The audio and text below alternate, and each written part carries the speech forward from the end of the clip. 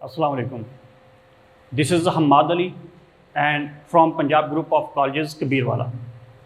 आज हमारा chapter on destroying books by JC. Squire. इसमें हमें जे.सी. स्क्वायर किताबें तलफ़ करने की महम जोई के बारे में बताता है।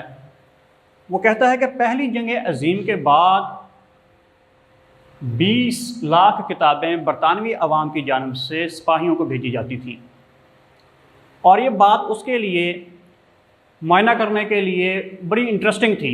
उसने अपनी इस तहकीक से पाया कि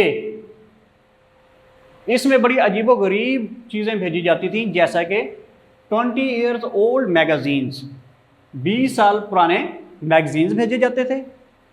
गाइड स्टोरी लैक डिस्ट्रिक्ट की रहनुमाई करने वाले गाइड भेजे जाते थे। विटेकर एल्मैनिक्स जंत्रियाँ भेजी जाती थीं। अब इसमें दो किस्म के लोग होते हैं। नंबर 1, एक वो जो इन किताबों से छुटकारा पाना चाहते हैं। नंबर 2, जो किताबें फेंकने से हिचकिचाते हैं। अब किताबें फेंकने से क्यों हिचकिचाते हैं? क्योंकि वो नॉन बुकिश पीपल होते हैं, अनपढ़ लोग होते हैं, और वो कोई भी ऐसी चीज़ जो कि प्रिंट हुई होती है उनको घर पर महफूज कर लेते हैं। और कुछ लोग होते हैं जो कि यूजलेस बुक्स, जो कि उनके किसी काम की नहीं होती, वो उन्हें ज़ाया कर देते हैं, अपॉर्चुनिटी हासिल करते हैं उन्हें ज़ाया करने की। अब क्वेश्चन ये है कि ये लोग सिपाहियों को किताबें भेजते क्यों थे? आया कि ये लोग उनमें इंटरेस्टेड थे इसलिए किताबें भेजते थे, या फिर ये यूजलेस बुक्स से छुटकारा पाना चाहते थे? तो इन लोगों को, जो ब्रिटिश पीपल थे, सिपाहियों के अंदर कोई दिलचस्पी नहीं थी, इसलिए ये उन्हें इसलिए किताबें भेजते थे कि उनसे किताबों से छुटकारा हासिल कर लें।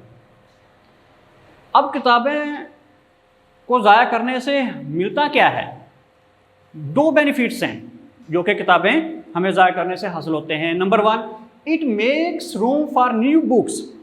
इनको डिस्ट्रॉय करने से हमें ये फ़ायदा मिलता है कि नई किताबों के लिए जगह मिल जाती है। It saves one's from trouble of sorting out and storing them. और उस शख्स के बाद जिसकी ये किताबें होती हैं, उनके वारसीन को उनकी किताबों की सफाई यानी कि काट-छाँट और उनकी ज़ख़ीरा अंदोज़ी करने से भी छुटकारा मिल जाता है, फ़ायदा हासिल हो जाता है। मुसन्नफ़ चेल्सिया के अंदर एक हैविन किसिंग फ्लैट यानी कि छोटे और ऊंचे फ्लैट में रहता था, और उसके पास वहाँ पर शायरी की किताबें जमा होती गईं, और मुसन्नफ़ उसको वहाँ पर डिस्ट्रॉय नहीं कर सकता था, ख़त्म नहीं कर सकता था। और इसकी वजह यह है कि उसके पास कोई किचन रेंज नहीं था और ना ही कोई गैस कुकर था, और वो किताबों को वर्क करके जो है वो जला नहीं सकता था, ज़ाया नहीं कर सकता था। इसलिए उसके पास 2 ऑप्शन थे। नंबर 1 कि या तो इन किताबों को डिस्ट्रॉय कर दे, ज़ाया कर दे, तलफ कर दे, या फिर इन किताबों को वहीं पर छोड़कर अपने लिए कहीं और रूम ले ले, कहीं और फ्लैट ले ले। लिहाजा मुसन्नफ़ ने फिर ये किया कि इन किताबों को, जैसा कि बहुत सारे लोग बिल्ली के बच्चों के साथ करते हैं, एक बोरी ली और किताबों को बांधा और उस बोरी के अंदर डाल दिया और इन्हें दरिया में फेंकने का फ़ैसला कर लिया। अब आधी रात का वक्त था और मुसन्नफ़ नीचे गली में आया और एक पुलिस वाले के पास से गुज़रा।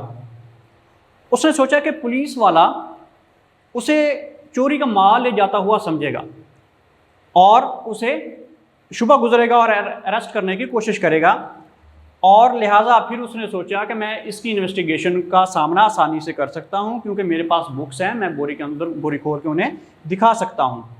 और इसके बाद जब वो एक ब्रिज पर पहुंचा चलता हुआ, तो उसने किसी के कदमों की आवाज़ सुनी जो कि इसके पीछे चलता हुआ आ रहा था। तो ये समझा कि हो सकता है वो इसे एक बच्चे के कातिल के तौर पर गिरफ्तार करे जो कि उसे दरिया में फेंकने जा रहा है। आखिरकार वो इधर उधर घूमता रहा इसी सिलसिले में, और उसके जहन में यह ख्याल आया कि अगर उसने आज दरिया में किताबें ना फेंकी तो वो बहुत बुज़दिल होगा और अपने दोस्तों के सामने सर उठाकर नहीं चल सकेगा। आखिरकार उसने दरिया में किताबें फेंक दी और उससे एक आवाज़ पैदा हुई जिसे स्प्लैश, इंग्लिश में स्प्लैश कहा जाता है, और ये उसी वक्त ख़त्म होगी। लिहाजा दोबारा खामोशी छा गई और किसी ने भी उसे ना देखा। और फिर उसे इन किताबों पर तरस आया। जब वो दोबारा घर वापस आया, एक मरतबा उसने इन किताबों के बारे में सोचा और उसे बड़ा तरस आया कि वो जो किताबें फेंकी थी उन पर अब गारा वगैरह जम गया होगा और वो दरिया की तारीक तह में पड़ी होंगी और उनका मुकद्दर इतना बुरा नहीं था जितनी वो उसकी मुस्तक़ ठहरी। तो ये था इस चैप्टर की समरी और खुलासा। Thank you.